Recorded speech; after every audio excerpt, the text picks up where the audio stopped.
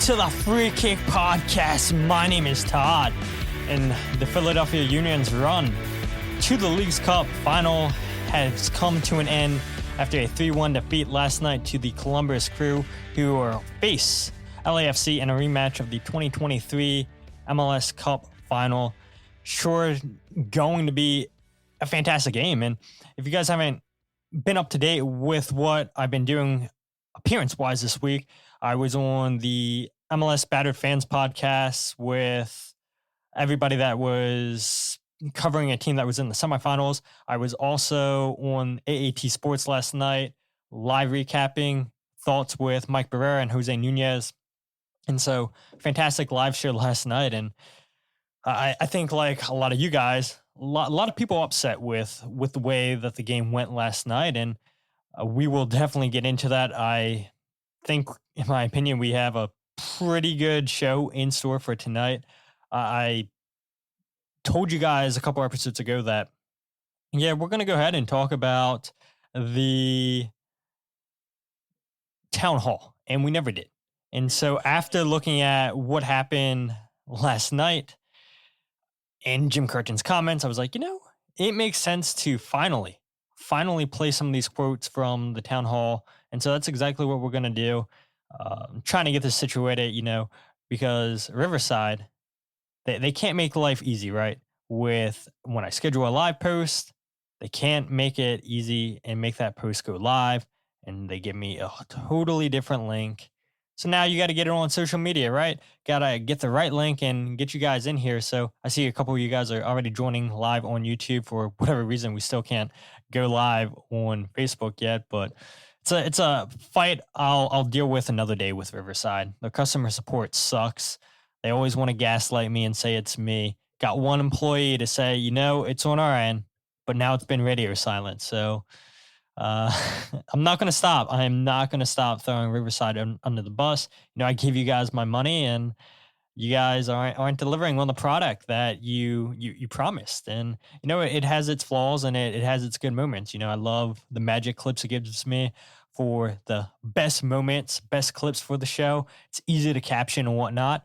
But live streaming, hopefully the intro was good to you guys. Hopefully the clips tonight sound fine. I know whenever I edit the podcast and it's just in podcast form, everything sounds fine. But there is our daily rant on Riverside. So again, people are just joining live on YouTube. I appreciate you guys joining.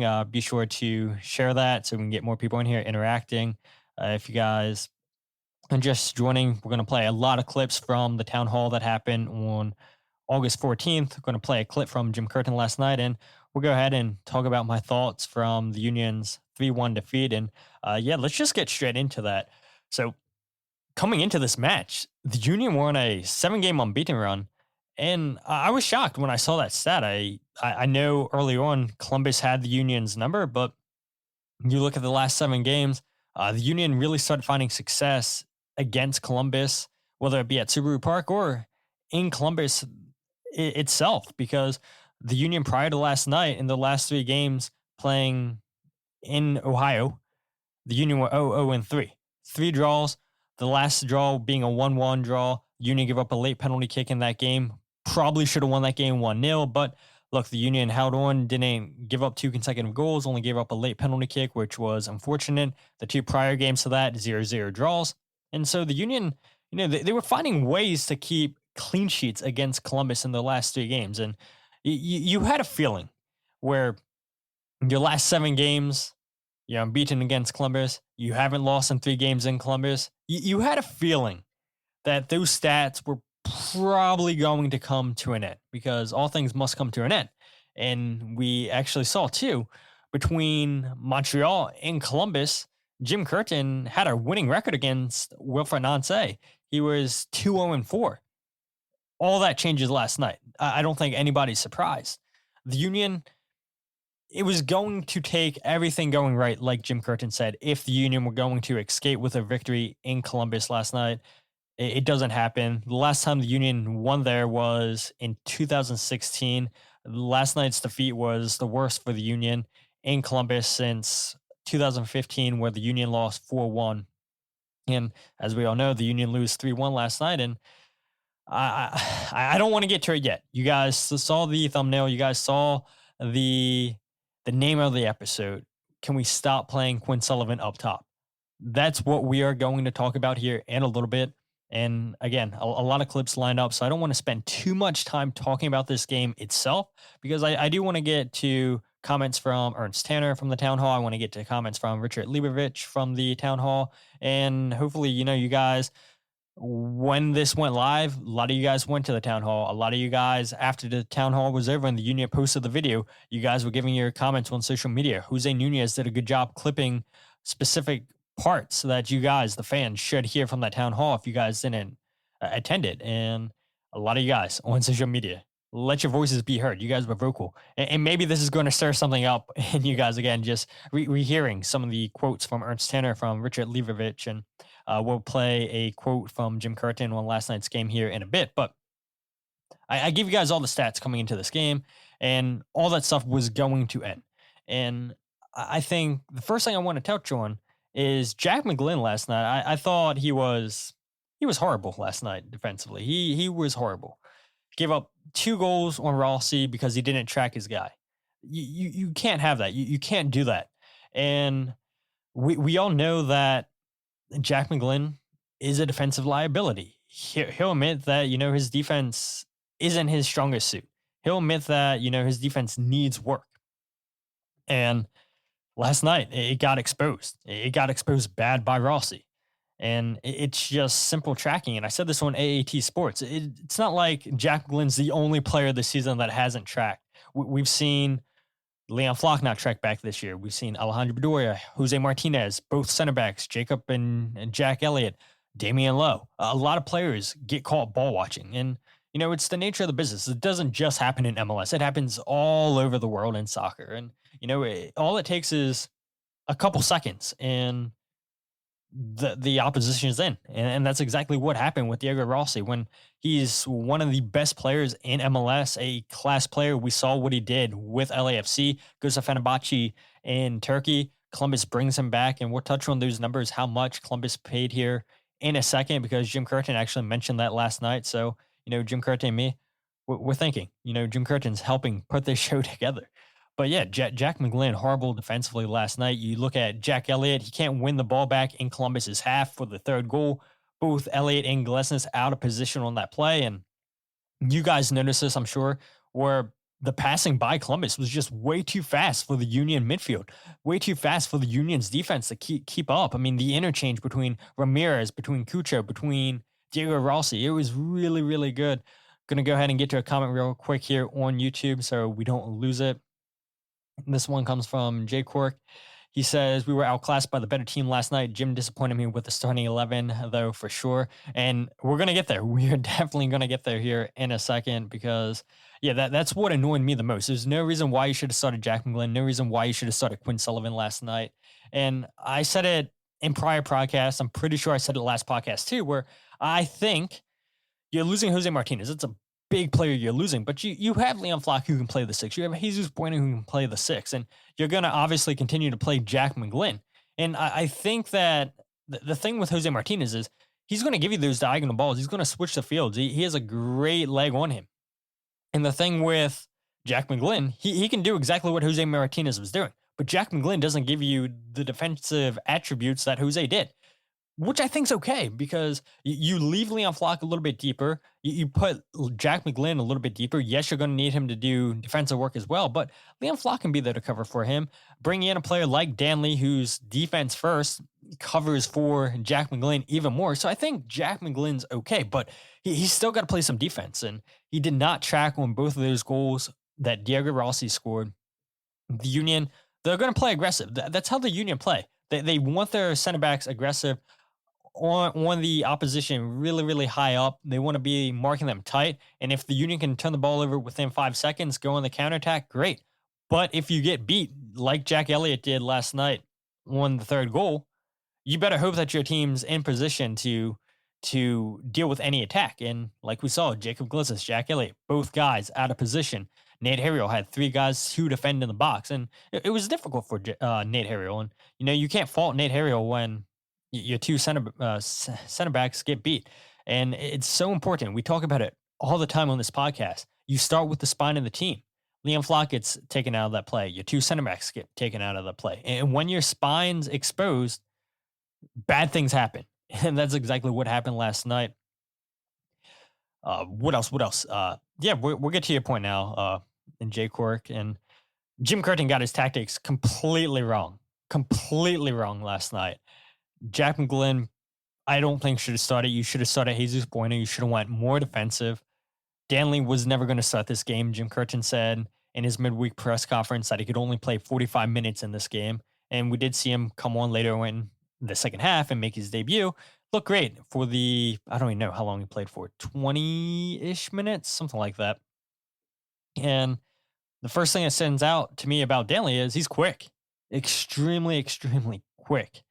And really, really happy with the couple minutes that Danley got, or minutes that Danley got last night. And it's very, very promising, and it's a small debut, right? But it's enough to be happy about. And you go against the best team, in my opinion, in MLS in Columbus, and he looked good. I mean, you saw him tracking Cucho Hernández on the left touch line, really, really good. But no way Jack McGlynn should have started this game. But my biggest issue is Quinn Sullivan. There's no reason why you should have started Quinn Sullivan in this game. And so I said on AAT Sports, I was like, I guarantee you if somebody looks up the stats between Quinn Sullivan and Mikal Uhre starting up top, I can guarantee you that they have more losses than wins. And so today, on my lunch break at work, I was like, let me look up these numbers myself. Made a tweet about it on Twitter. I'm sure a lot of you guys that listen to the podcast follow me on Twitter. If not, shameless plug at It's a Todd's Life. And Quinn Sullivan and Mikal Uhre have started 4 games up top this season. And in those 4 games, the Union are 0-3-1. 3 losses, 1 draw. Quinn Sullivan started 9 games total up top for the Union. And in those 9 games, the Union are 1-5-3. Not good at all. 1 win. 1 win all season with Quinn Sullivan up top. And he'll be the first to tell you that he is not a striker. And we've asked him about that, where he feels most comfortable in this lineup. We all know that he's more of a winger than he is an 8, more than a center forward, more than anywhere that the Union play with the diamond. But the player he is, he says, I'll fit in wherever the team wants me to play. But he's most comfortable playing as an 8 on the right side of the diamond. And we see that. We see that every time that he plays as an 8. And so somebody had asked me on Twitter, can you compare the numbers between Quinn as a striker and a midfielder? And so, yeah, I did. I looked at that, looked at FootMob. And so in those 9 games this season up top as a striker for Quinn Sullivan, he's created 12 chances, has 2 assists, 2 out of 23 shots on target in 789 minutes. As a midfielder, Quinn has 22 chances, created 5 goals, 3 assists, 21 out of 41 shots on target, and he's played 1,772 minutes as a striker. I mean, those are huge numbers, a huge difference in numbers. And I know he doesn't have as many minutes played as a striker as he does a midfielder, which, again, because he's not a striker. Jim Curtin realizes this, that he's not a striker. But I think it's telling. It's telling how Jim Curtin feels about Marcus Anderson, about Chris Donovan, where Quinn Sullivan, not a natural striker, is going in up top. I said it on AAT Sports before the game. I said it on the post-game show we did, that they should have started Sam Adeniran with Mikal Uhre, because you're starting Quinn Sullivan, and Quinn Sullivan's not going to be that target striker that Mikal Uhre needs. Playing Mikal Uhre, you play him with a target striker. Sam Adeniran is, I feel like, an all-in-one striker. Yes, he's a hold-up guy. Yes, he can beat you with pace. Yes, he can get in behind the back lines. And we saw Sam when he came on in the 86th minute. He created a shot out of nothing, put it on target, powerful shot at Patrick Schulte, comes up with an easy save. But in my opinion, I wanted to ask Jim Curtin this last night, but I never got the opportunity to. Why wouldn't you feel comfortable playing Sam Adeniran up top with Mikal Uhre? And I guarantee you Jim's response would have been, well, because we wanted an option for Mikal Uhre once we took him off. And he's not wrong, But again, it goes back to my point. What does that tell you about Marcus Anderson? What does that tell you about Chris Donovan? It tells you that Jim Curtin does not trust these guys at all. And so now you take a player that has looked decent at times in the midfield and Quinn Sullivan, and you play him up top. Quinn hasn't been outstanding up top this in the midfield this season. He looks better coming off the bench, in my opinion, when he's going at tired legs. When at times when he's starting, he's dribbling at players way too much, losing the ball way too often, and that's an issue. It's an issue when you're slowing down the attack, and it's it's concerning at times. And at the same time, too, I appreciate him being the only player that's trying to take opponents on 1v1. You need that. The Union haven't had that since El Sino. Yes, we've seen an Anthony Fontana try to do that. Yes, we've seen a Corey Burke try to do that, but nobody did it as good as El Sino. And now here's Quinn Sullivan trying that, but at times he's losing the ball way too often, and it's disappointing. It is way too disappointing. And so that's why I wouldn't mind seeing Quinn coming off the bench as a late change, going at tired legs, because I think that's when he can go 1v1 at players. That's when he can use his speed and get him behind the back line, but not as a striker. No, because every time that we see him play as a right midfielder, a right number 8, he's always occupying out wide, the right wing, because he's a natural winger. And last night it was so infuriating where the Union play a great ball, quick counterattack to Mikal Ua on the left touchline, gets in behind the back line, and he picks his head up and sees nobody in the box. He has no option to pass in the box. And that's the issue with playing Quinn Sullivan and Mikal Ua together, because Quinn's not going to be that target for it that Mikal is looking for. And it's really disappointing. And so it was a busted play. Now he's forcing the touch line. Now he's resetting the play, and it's a missed opportunity for the Union. And so I don't understand why Jim Curtin keeps playing Quinn Sullivan up top. I mean, I guess I do, because he's showing you that he doesn't trust Marcus Anderson. He doesn't trust Chris Donovan.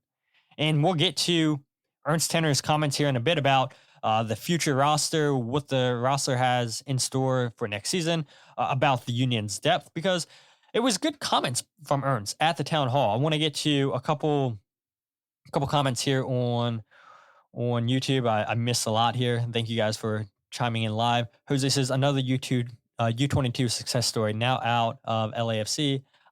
Alvaro bought for $4 million, sold for $8 million. Yeah, exactly. And the player I always talk about is Diego Gomez with Inter Miami. Bought for $3 million, going to Brighton for $15 million. Insane bit of business. And again, we'll touch on ownership's comments about giving Ernst his money. Kyle says, yes, Jesus Bueno was the way. Should have started Jesus Bueno. Kyle says, thanks, Todd, for the Ua goals and those pairs. Yeah. And that's another thing, too. Mikal Ua, in those losses with Quinn Sullivan up top, the 4 losses, he has 2 goals against Orlando and Inter Miami. And he for sure scored against Inter Miami first. The Union scored first. And I believe against Orlando City, the Union scored first in that game as well. Kyle, you can correct me real quick if you don't mind. Jay Cork says, Ua and Sullivan both run the channels, and then there's no one in the box. Exactly. Exactly. I mean, so many fans realize this.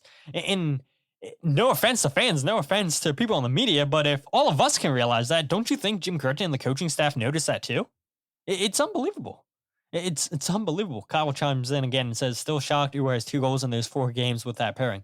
Yeah, I am too, Kyle. I honestly am shocked too. And if I'm not mistaken, both of them were counterattack opportunities. Union play a long ball up top to Mikal Ua, gets in behind the back line, and that's when Mikal's at his best.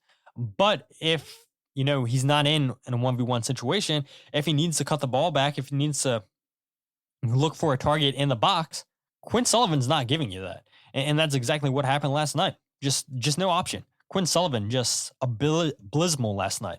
He was non-existent, just like Jack McGlynn. And so switching from the Union to the Columbus roster, Jim Curtin talked about the roster last night that Columbus put together, and it's very interesting when you look at their roster. And so this is what Jim Curtin had to say on the team that Columbus has. And I think it's a credit to their coach. I don't say this as a disrespect to their players, but a lot of their players are, some of them are from college, some of them are from, different areas where maybe weren't the highest recruited kids but he makes the most out of his group. Camacho is a former player that he had in Montreal who's thriving now in this system. So he has guys that are converted outside backs looking like great center backs. So he does a great job with his group. There's no doubt about that. But when you still talk about the top guys, what Nagbe does is so underappreciated and underestimated in this country and has been for several years. It's a midfielder who doesn't lose the ball, can kind of control things from box to box, can speed the game up when it needs to speed up, can slow it down when it needs to slow down. And then we all know Rossi from his time in LAFC, and he's doing the same thing here in Columbus. He's a ruthless finisher. He's relentless going at you over and over. And then Cucho is the one that, gives them just a different level of intensity, talent, ability, whatever word you want to use. He's a killer. So again, that the complementary pieces, then with the three, real dangerous ones that I highlight in the film session. Let's do our best on these three guys and try to force somebody else to beat you. It's always easier said than done. So again, that was our goal going into the night. And there were stretches of the game, I thought, Charles, where we did okay on Cucho, which is really hard to do. And we did okay on Rossi. But then in the key moments, the top players make the difference. And tonight was the same. Yeah, Jim Curtin's right. I mean, let's go ahead and look at that roster that Columbus put together. He talked about college players. He talked about, players from different areas, different countries. Schulte, the goalkeeper, super draft pick, went to St. Louis University. Steven Moreira, a free transfer. He's on $882,000. He's a right back that's been converted to a center back. Rudy Camacho on $400,000 in GAM. Was traded from Montreal to Columbus for $400,000 GAM. Sorry. Shebreko, one of their center backs, was signed from Croatia. He's on a $553,000 salary. Mo Farsi went to college and was also with Columbus too, also played internationally. He's on $380,000.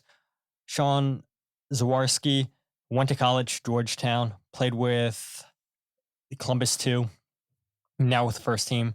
You have Darlington Nagbe, went to college, Akron, MLS vet, won with Portland Timbers, Atlanta United. He's a winner. He's on $1.5 million this season. You have Max Orfstein, went to college, UC Davis, with San Jose Earthquakes too, got traded to Columbus Crew, started for them. Christian Ramirez, MLS vet, $495,000 is getting paid this year. And then the two expensive guys, Diego Rossi, you paid $6 million for. He's on a $3.3 million salary. And then Cucho Hernández, you paid $10 million to Watford for him, and he's making $2.8 million.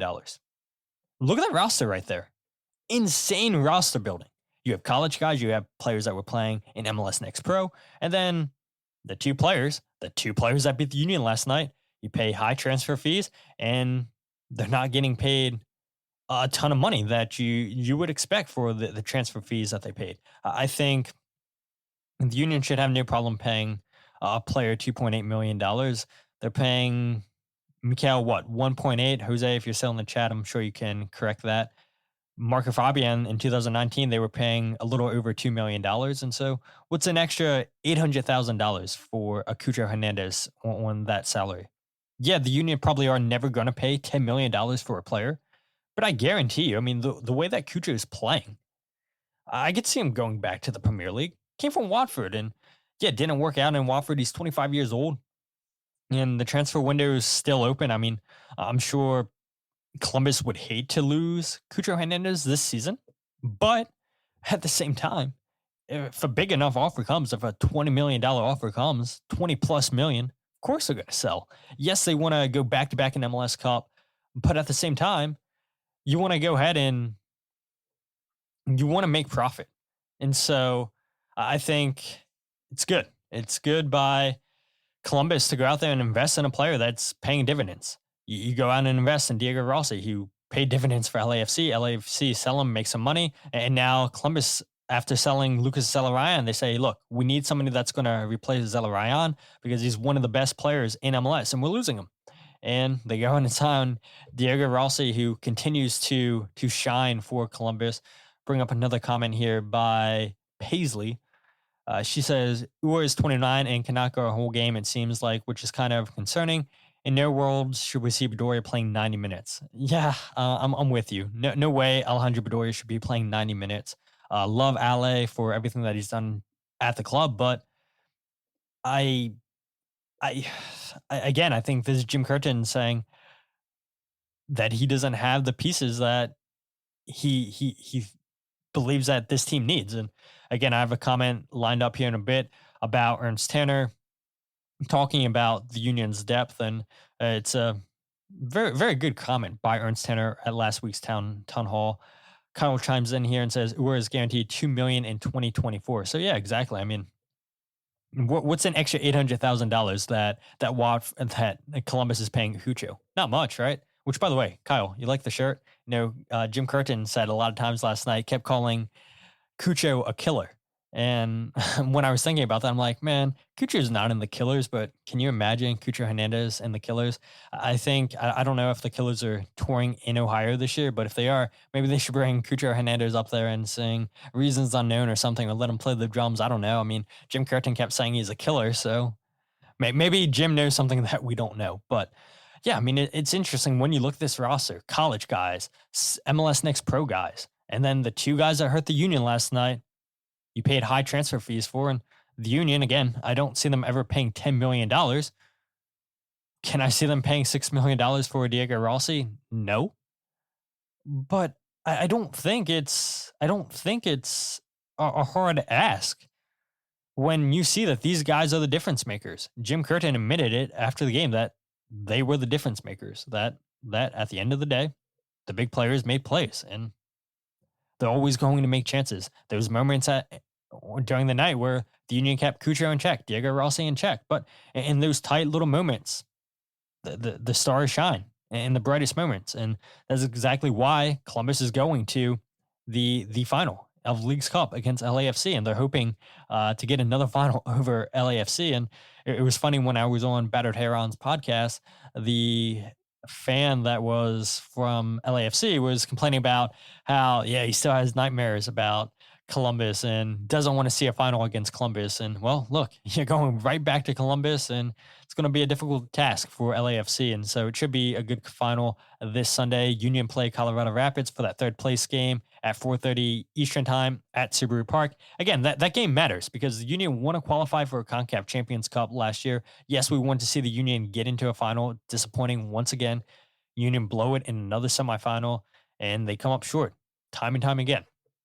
Had an opportunity to win a final in 2022. Don't have to remind anybody of that. Union, I think, probably would have won MLS Cup in 2021 against Portland Timbers if it wasn't for COVID. And Union played great against New York City. But, we got to stop talking about the past. As much as we love talking about the past, it's done and over with. And I know, again, just on AAT Sports, I kept talking about the future, and I'm going to talk about it again here in a little bit about what's to be excited for the 2025 winter season. And yes, we still have a season to be played, but there's a lot to be excited for next season. But yeah, I mean, there's so many different ways to build a roster. And if a small market team like Columbus is able to attract a player like a Cucho Hernández, a Diego Rossi, then why can't the Union attract those type of players in a city like Philadelphia? Yes, you always hear about players wanting to go to LA or Miami. But come on, Cucho Hernández playing in Columbus, Ohio? You mean to tell me he's better than Philadelphia? You can't convince players to come to Philadelphia? No way, I believe that. I mean, there's plenty of players on the Union that if they get an extended break, they'll drive up to New York City because it's New York City. There's a lot to do in Philadelphia. I mean, you're so close to everything in Philadelphia. I don't believe that players don't want to play in Philadelphia. That's ridiculous. But like I said, let's go ahead and transition to another moment. Ernst Tanner was talking about the Union's depth. Good. Let me know in the chats if you guys can hear these comments. I know, Kyle, you said that you couldn't see me on the screen, but that was just to make sure that it's not echoing. So if you guys can hear the clips in this stream, let me know in the comment section. But this is Ernst Tanner on the Union's future roster? I think we will have a little bit of a turnover, which is pretty natural. Every team, every roster has a certain life cycle. And, there are players who want to go abroad. There are players who want to earn more money. We have all these restrictions. I think we might need to do something in attack. We might need to do something in defense. And we are losing probably a couple of midfielders as well. So we will probably improve our roster on all parts. And I think we can keep the core. That's most important, because the core usually gives you that certain kind of stability you need over the course of a season. All right. So, super short clip there by Ernst Tanner. Him talking about, we need to do something in the attack, in the midfield, in the defense. And I think we can all agree. And so I don't know if I feel comfortable yet sharing my screen. Don't know how that's going to go. Might mess up the whole stream. So let's not go ahead and do that. But first start with the attack. You have Sam Adeniran out of contract after the season. I think, the jury's still out on him. The good thing with Sam is he has a lot of games to still impress and show this team why they should offer him a contract extension or new contract in the offseason. Yes, when he was at St. Louis, there was reports that teams in Europe were interested in him. St. Louis didn't feel comfortable with any of the offers, supposedly, and so they moved him within MLS. And so it'll be interesting to see what happens with Sam Adeniran after the season. In my opinion, Marcus Anderson, he has to be loaned out. USL could be an option. Chris Donovan is not an MLS player. Mikau Ua, he has an option for next season. I believe the Union will pick up that option. But it's clear. I think it's clear to everybody here in the comments, everybody that's listening to the podcast would say, yes, the attack. We need a killer. We need a killer in the attack. Ty Barriero has been the biggest surprise of the season just because we don't know what he was in last season. We didn't know what he was this year because Jim Curtin wouldn't play him because of his unpleasant training style. Jim Curtin wasn't happy with the way that he trained. Said that's so weird. But once Ty gets a chance to start to fill in for Julian Kranza, it's like, wow, where's this guy been? Imagine if we would have been playing him with Julian Kranza has been the talk a lot of fans have been saying. But I think it's very obvious that this team needs at least one striker up top. I would argue, if you don't bring back Sam Adeniran, if you do loan out Anderson, you probably need two strikers next season. Then Ernst says that they probably need something in defense. You have Damian Lowe, his contract's up after this season. I don't believe Damian's going to be brought back. You have Jack Elliott's contract up after this season, but he has an option for 2025. I do believe the Union will pick that up. Brandon Craig, his contract's up after this season, but he has an option for 2025. I can see the Union picking that up, but I don't expect Brandon Craig to get any playing time with the Union. But maybe we get surprised. Maybe the Union finally give him a chance next season. Matt Real and Isaiah LaFleur, your two left backs, backup left backs, both contracts up next season, but they have options.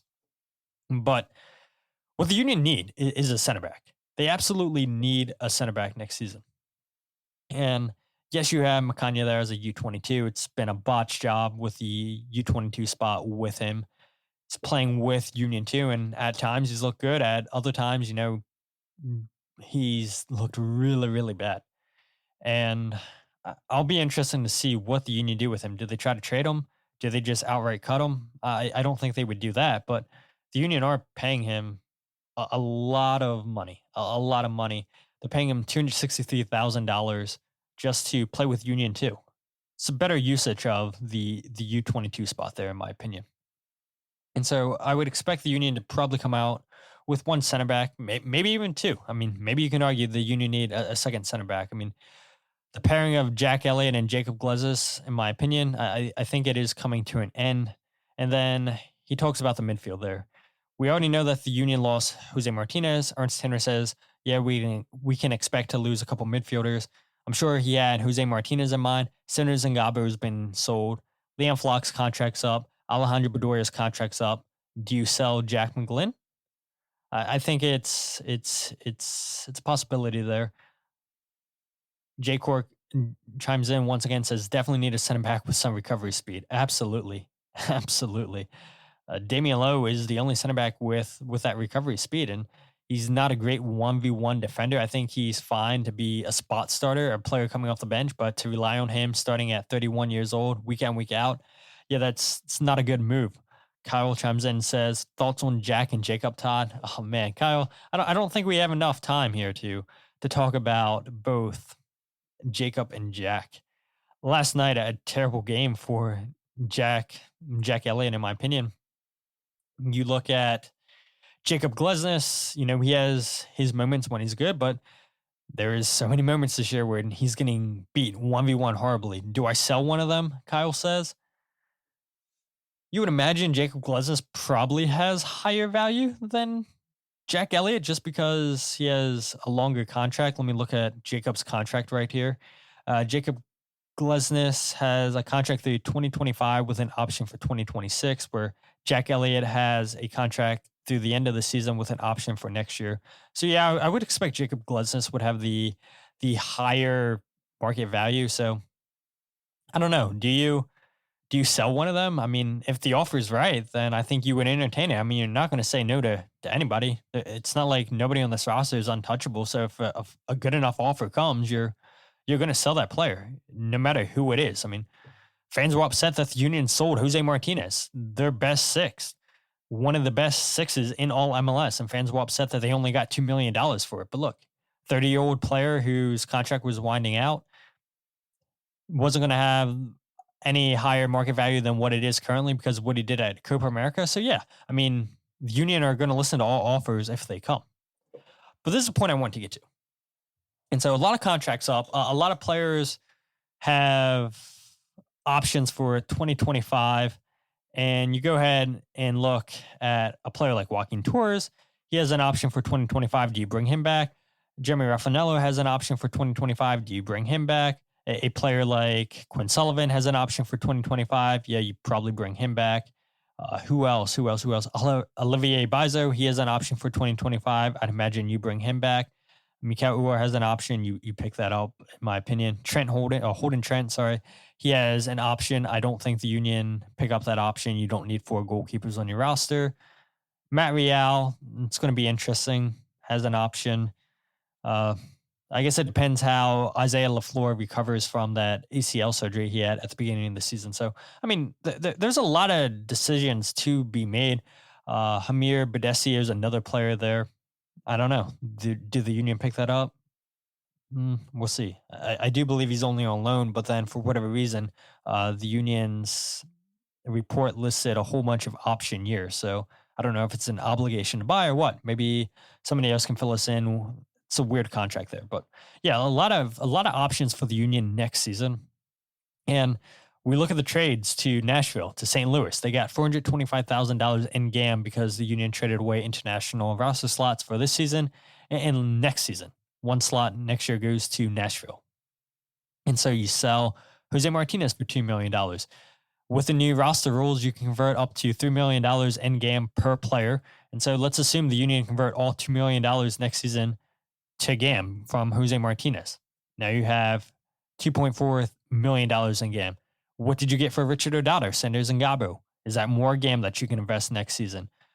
If the Union go with the 2 DPs and 4 U22 spots, then the Union will get another extra $2 million in GAM. And so next season has the potential to be massive for the Union, a massive, massive window. And we see the Union do the most business in the wintertime. That's when MLS teams are most active. And yes, it's not when European teams really want to sell because, they're looking to buy players themselves to keep them from getting relegated or whatever the situation may be. And in the summertime, when they have more opportunity, more time to buy players, that's when they feel comfortable selling those players. But we know the Union don't really stay active in the summertime. And Ernst Tanner actually talked about that in one of the clips that I have lined up.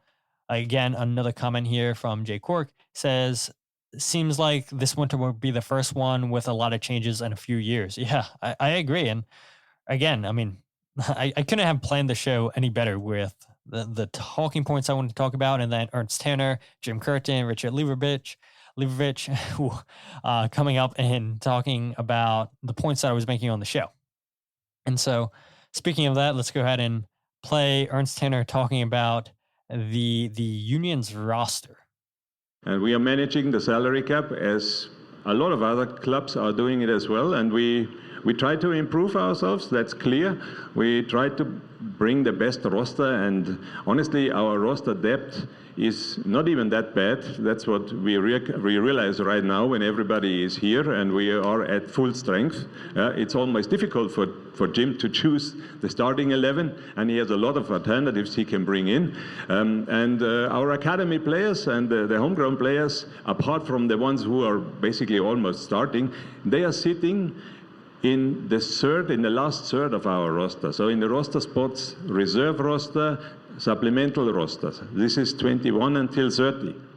So they chime in if we have injuries, we have releases, and that happened this year due to that schedule congestion and due to all the international measurements. And by the way, I didn't mention before, US Soccer was visiting with the sporting director and the talent or boss of talent identification. We are the club who have most roster or releases for the US national team from our academy and the second team. We have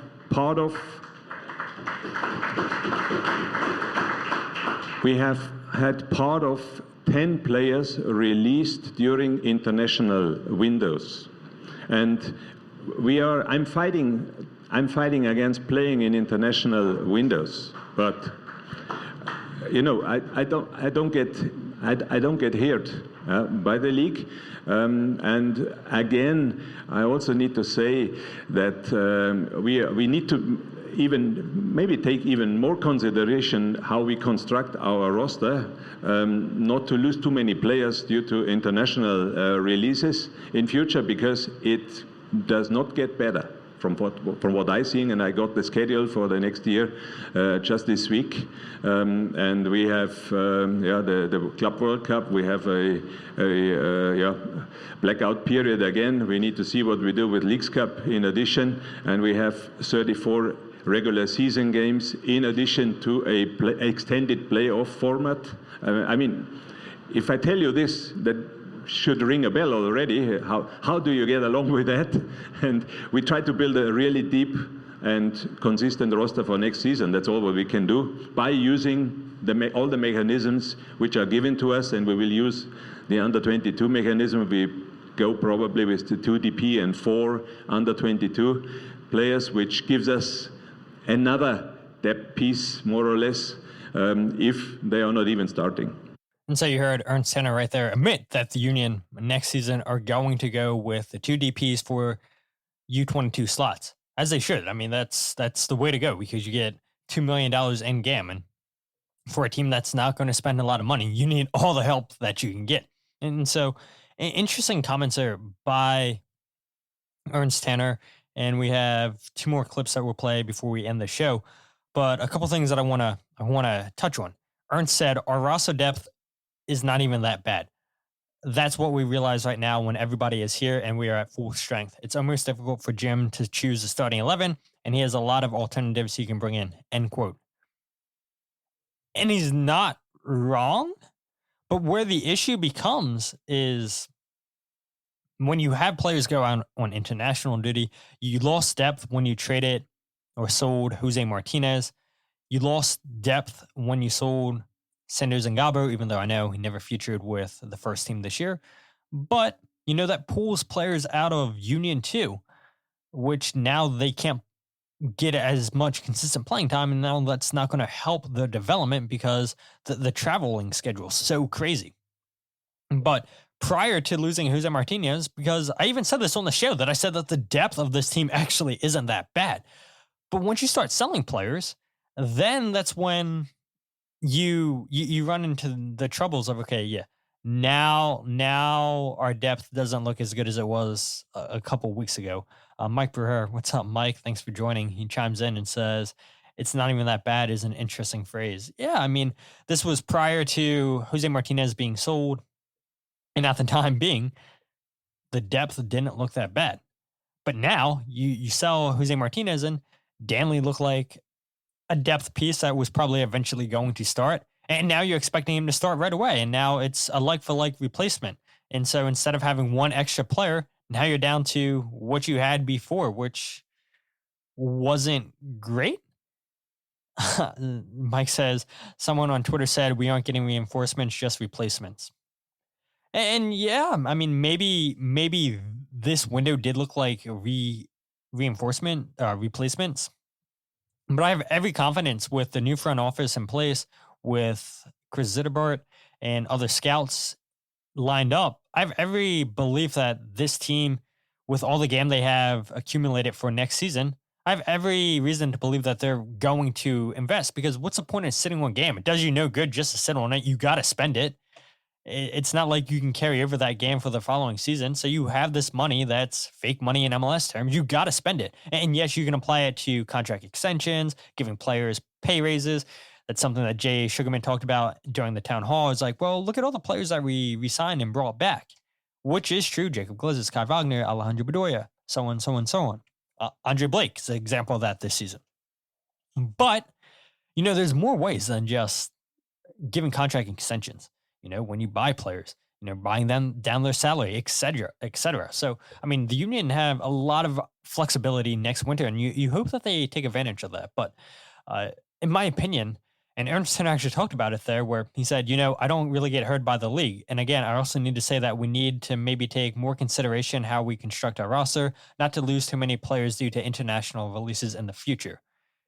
Ernst Tanner, in my opinion, right there is hinting at, okay, do the Union not look at signing players that play for national teams, because the Union are always going to grant the players their requests to go represent their national teams, play in Europe. Well, if it's during a FIFA window, the clubs have no choice, so they're going to get fined massively by FIFA. And so we all know MLS plays during the international window, and that hurts. That hurts teams like the Philadelphia Union when they have so many international players. And so I thought that quote was interesting. It's not Ernst Tanner coming out and saying word for word, yeah, we're not going to sign players that play for the national team, but maybe we need to reconsider. Yes, you look at Danley John Jock, plays with the Haiti national teams, getting called up for the September windows. I saw Jose Nunez reported one. And so, yeah, it's going to be interesting what the Union do in the wintertime, but I don't know. And maybe a lot of fans don't have that belief that this team is going to invest, but I'm not even asking ownership to invest money. They have funny money. The ownerships don't need to cough off money for player salaries when the Union have accumulated the money by trading international roster slots, by selling players. All Ernst Tanner needs is this ownership to pay transfer fees. And so, speaking of that, we'll play Ernst Tanner confirming that ownership will indeed pay for players if he goes and asks them. But $5 million don't necessarily make a difference. That's my simple answer. Listen, we were even looking into strikers over in Europe now for a replacement for Julian, but they would not have helped immediately, as we have made our experiences with summer transfers. There was Adeniran in the market who is good, and he will even show more, I'm pretty sure about, if he's here for a little bit longer. And he could play the other day. So he came in on Tuesday or Wednesday, and he could play on a Saturday already. And I think that was the right choice to do it. We are constantly looking into that high-profile strikers, and if the right guy is in the market and we are convinced that we're gonna need to do it, we do it. Yeah, and then I know exactly that ownership is backing me up. We will do it at the right point of time, but we always need to also keep in mind that we might not kill our culture in the locker room by one guy who is making so much more than everybody else, and then expectations are coming up. That can be dangerous as well, for the whole culture. Yeah, you heard Ernst Tanner right there said, I know that ownership will back me. Okay, so let's see it, right? Let's see it. Ernst started out saying, quote, but $5 million doesn't necessarily make a difference. That's my simple answer. Listen, we were even looking for strikers over in Europe now for a replacement for Julian, but they would not have helped immediately, as we have made our experiences with summer transfers. And so the players he's talking about there are Davo. They loaned him in from, actually, wasn't it Corinthians? Somebody in the chat looked that up. Didn't the Union get Davo from Corinthians, or didn't Davo play for Corinthians at one point? I'm pretty sure he did. And so then the Union also brought in Jesus Bueno during the summertime, Daniel Gazag during the summertime, Alawetu Macanio, Abasa Amayehu, the Ghanaian striker, and then Richard Odada. And it took Jesus Bueno a while to break into the Union's team. It took Daniel Gazdag a while to get acclimated to MLS and the travel. And so Ernst does have a point where, yeah, it doesn't really make sense for the Union to go out and get players in the summertime, just because it's going to take them a long time to get used to MLS and the Union's playing style. Here's a quote from Kyle on YouTube. He says, yeah, and he was on loan from them. So, yeah, exactly. I mean, you get Davo from Corinthians. He's on loan, and you're not even playing him. You see Jay Quirk say, I'd love to see those high-profile strikers. Yeah, I mean, Diego Rossi. Nobody's asking the Union to go out and buy a Zlatan Ibrahimovic. Nobody's asking the Union to go out and buy an Olivier Giroud. Yes, I don't think the Union ever will pay $10 million what Columbus paid for Cucho Hernández. And as much as that hurts because of Cucho being the best number 9 in MLS, I don't see why the Union couldn't pay $6 million for a Chico Arango like Real Salt Lake did, who's a much smaller market than the Union. You look at Diego Rossi, $6 million for him. Why couldn't the Union pay that? Yes, I know that would triple and double what the Union paid for Mikal Ur. Mikal Ur was $2.8 million, so almost $3 million. So why can't you fork up another $3 million and get a Cucho, get a Diego Rossi or a Chico Arango? Makes no sense to me. I mean, if you're already halfway there, then why don't you do it? But then that's my other issue. We've seen ownership pay $2.8 million for Mikal Ur. So why aren't we seeing more of these signings? Yes, we've seen a Ty Baribo be close, $1.5 million. A Danley John Jock, $1.6 million. And that's a good start. But this fan base wants to see more of that. And maybe it happens this wintertime, but you've got to get a difference maker up top. You've got to get somebody, because we're assuming the Union pick up the option for Mikal Ur. I think they'd be foolish to, even though he's a little bit older in age. You maybe even talk contract extension if he's willing to come off of that DP spot. Who knows? I mean, if you could get him off of that high salary hit, then maybe it's worth getting him to take a lesser contract if he's okay with that and not being the guy. But yeah, I mean, it's promising hearing Ernst say, yeah, ownership will back me. But then why haven't we seen it yet? And maybe we see it in the wintertime. And so the last clip that I'll play tonight is Richard Leibovitch, one of the minority owners, the number 2 in command with the Philadelphia Union. He confirms Ernst Tanner's comment, saying that, yeah, we will back Ernst Tanner and Jim Curtin if they ask for money. I'd like to dispel a myth, okay, which seems to be going around, which is that somehow there's these closed-door meetings where Jim and Ernst come to Jay and say, hey, we really want these guys. Can you put an extra $5 million and we're going to get these 2 guys or this 1 guy, and that's going to be the difference maker. And Jay says, no, I don't want to spend the money. That is a myth, okay? And I want to dispel it right here, right now. In the 6 years that I've been involved in ownership, I have never once heard Jay say no to what these guys want to do, okay? We invested heavily in Ernst and in Jim, and we have a great team that we respect greatly. And the only question we ask is, what does it take to win? That's all we care about. I'm an owner. I'm probably more of a fan than I am an owner. And let me tell you, do I think it would be cool to get Griezmann to come in right now? I'm hearing LAFC rumors and all that. Wouldn't it be cool? Why doesn't he come to Philadelphia? Wouldn't that be great? I think that would be wonderful. But I need this guy to come to us and say, hey, this makes sense. This is going to fit into our system. This is what it's going to cost. And this is what's going to help us win MLS Cup. If he did that, we'd sign on the dotted line. okay? But there's one thing that I want more than having Griezmann or some other superstar or Benteke or any of these guys that you look up to with other teams. I want to win, okay? And what we've entrusted in these guys is give us the strategy and the team to win. And not win in 5 years with some delayed academy thing. No, win this year, win last game, win next year, and win consistently. The other thing I would hate to have is a situation where we bring in, half a dozen old buddies from Barcelona. They come in, they're okay for a year, they disappear, and then where are we left? We're left in a rebuild. We don't want to rebuild. We want to have a steady flow of players that are going to help us win every year. So I understand your frustration. I get frustrated too. I want those sexy players, okay? But what I want more is games like last night, okay, where we kick their butts. And that means a lot to me. So the last time that somebody said the word sexy in Philadelphia Union, that cost them a job. No way that's going to happen to Richard Leibovitch. But shout out Matai Orvac for giving that interview and saying sexy season.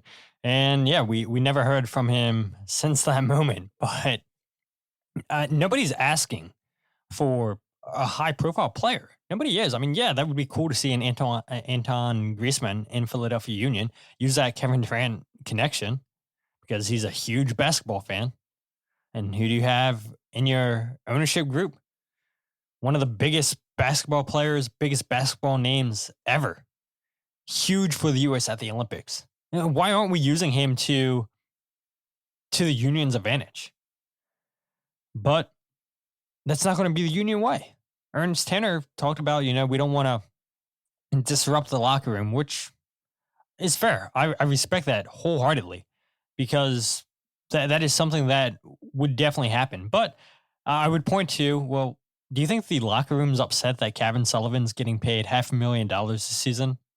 Don't you think that Quinn Sullivan's upset that his baby brother, who's 14 years old, that's only made one appearance with the Philadelphia Union's making more than him? Look at all the appearances that Quinn's made. And you got Quinn Sullivan having to drive Kevin Sullivan to games. Come on now. Making more than your brother and he has to drive you. Insane. But you heard Richard say he wanted to dispel a myth where Jim and Ernst come to Jay and say, hey, we really want these guys. Can you put in extra $5 million and we're going to get these two guys or this one guy and that's going to be the difference maker? And Jay says, no, I don't want to spend the money. That is a myth, and I want to dispel it right here, right now. And the fans don't know. The fans don't know if that's the truth or not because we haven't seen it. We have not seen it. And until we see it, the fans are still going to question it, and they have every reason to question it. And I remember an article, and maybe somebody in the comment section can find this. I believe it was in the Inquirer, where Jay Sugarman said that he would rather have 5 $1 million players than one $5 million player. Wonder if his tone's changed any. It's concerning. It's very concerning because $5 million isn't a lot. And I believe it was Mike Thomas who asked that question, which upset Jay Sugarman, Richard Leibovitch, and Ernst Tanner. Got all three of them to comment. And shout out Mike for the great question. If you guys haven't listened to the whole town hall, the Union put that on their YouTube channel. I'll link it in the show description. So after you guys get done listening to the podcast, you guys can go ahead and listen to that whole thing. But you can go ahead and get even more angry than maybe you are hearing these comments. And I don't blame the fans. I don't blame the fans for being angry because we haven't seen it. We haven't seen this team put $5 million into one player, $5 million into one transfer window, bringing in multiple players. We haven't seen it. And until then, fans have every right to question that. And then later on, you heard Richard say, quote, but I need this guy to come to us, talking about Ernst Tanner, and say, hey, this makes sense. This is going to fit into our system. This is what it's going to cost. And this is what's going to help us win MLS Cup. If he did that, we'd sign on the dotted line, end quote. Again, we don't know that because we haven't seen it. And so the ownership, Ernst Tanner, they all seemed optimistic. And I do believe that Jay wants to win. I do believe that Richard wants to win. Ernst Tanner wants to win. Jim Curtin sure as hell wants to win. Tim McDermott wants to win. That's all 5 guys who were up there on the stage. But we haven't seen ownership invest the money that these numbers that are being given as examples. And again, maybe this winter we will see that. But until then, fans have every right to question that. And when teams like Real Salt Lake, Columbus, Cincinnati are spending so much money, and they're smaller markets in Philadelphia, and the Philadelphia Union keep going lower and lower and lower. And I think Mike in that question too brought up San Diego, who isn't even officially played a game yet in MLS, have spent more money bringing in Chucky Lozano. They haven't even played a single game yet for the Philadelphia Union, and they're spending more than the Union bringing in a player. So we'll see what happens in the winter. The transfer window is obviously closed now. The Union only bring in Denley John Jock. Promising debut against Columbus. Hope that the Union can come away with a victory against Colorado this Sunday, 4:30 p.m. from Subaru Park, because the Union need that Champions Cup spot, all that money, and it's going to bring more exposure. And I know fans hate, oh man, we shouldn't be selling players. We can't be losing players. But look, it's the nature of the business, and it's not just MLS. It's the world. I mean, it's just a never-ending cycle. You see team from Croatia sell a player to Serie A. That player then leaves Serie A and goes to the Premier League. Then what happens from there? Well, if the player does well, then he'll last a long time in the Premier League. If not, then he'll go to another top league or maybe a smaller team in Europe. And then we'll see that team that sold that player for a couple $1 million go and buy a player from a smaller league in Europe, and it just keeps repeating itself. And so I don't think MLS being a selling league is a bad thing. I think fans should be accepting of that. Yes, it sucks when you sell your superstars. Yes, it sucks when these homegrowns that you've barely got to see are now making the jump to Europe, and they're playing for the European team more than they did the Union, Paxton Aronson. But at the end of the day, it's the nature of the business. And if the Union can continue to scout the players, because I don't want to give them credit for developing these players. It's good scouting, getting these players into the academy, but it's the clubs prior that did all the development for these players. Yes, the Union have a little bit of an effect playing against better opposition, but the Union never, ever give credit to the clubs prior for the development of the players that they're bringing into the academy. If the Union can continue to scout good players and bring them into the academy, give those academy kid chances, if they can continue to hit on most transfers like Ernst Tanner's done, you give him a little bit more money to get higher level prospects, then I can't see why the Union couldn't turn a $3 million player into a $10+ million player. I mean, I'm sure Inter Miami fans are upset that Diego Gomez has only been there for a year and now he's leaving at the end of the season. But it's the nature of the business. I'll bring up the last comment here on YouTube. That I saw again from Jay Cork says, for most of the club's history, I agree that 1 million players would be more valuable, but we're at a point where only an elite level MLS player will raise our ceiling. Absolutely. I mean, look what Diego Rossi and Cucho Hernández did for Columbus. It's what we spent talking about. You spend all that money on your front two players. You build around homegrown players, MLS Next Pro players, college players, and Columbus Crew have one of the best teams in all of MLS. But a lot of you guys joined in chatting on YouTube tonight. Jay Cork, Kyle, Jose, Mike, Paisley. Who else did I miss? That might be everybody. So again, I mean, it's a work in progress with everything on YouTube. The link, I mean, I don't understand why I schedule a podcast for that link to never go live, and then I get a totally separate link. And so hopefully I can figure that out. Hopefully Riverside can get back to me again. I started the podcast saying their customer service sucks. It sucks. But I think we had the clips playing well tonight. I think the intro played well tonight. And the main thing is you guys joined us live on YouTube. I said a while ago that I was going to do live on YouTube. Finally did it. And you guys continue to show out, even though I'm not marketing it very well. So you guys find a way to find out about the podcast, and I appreciate you guys always joining, always interacting. And even before we did this, you guys were interacting, DMing me on social media, and I love talking to you guys, meeting you guys in person. So thank you as always for the support. But if you guys aren't following the podcast on Twitter, Instagram, or Facebook, go ahead and follow @FreeKickPod, wherever you get your podcast, The Free Kick. If you guys aren't live with us right now on YouTube, Check out the YouTube page, youtube.com/freekickpod, and check out the Substack, thefreekick.substack.com. Once the Leagues Cup ends, I'll get back to writing on Substack. I know I'm uploading the podcast on there. I'm uploading, or was uploading, the goals breakdown videos on there, but wasn't doing goals breakdown for Leagues Cup. But all that changes after this upcoming Wednesday. And so really, really, really looking forward to doing goals breakdown videos again. You guys love those videos, and you guys seem to love the live stream. Last one here on YouTube from Liam. He says, Sullivan on Twitter, appreciate the stream. I appreciate you, Liam, for being on Twitter at the right time and finding it and hopping in here with us on Twitter. So with that said, my name is Todd, and this is the Free Kick Podcast.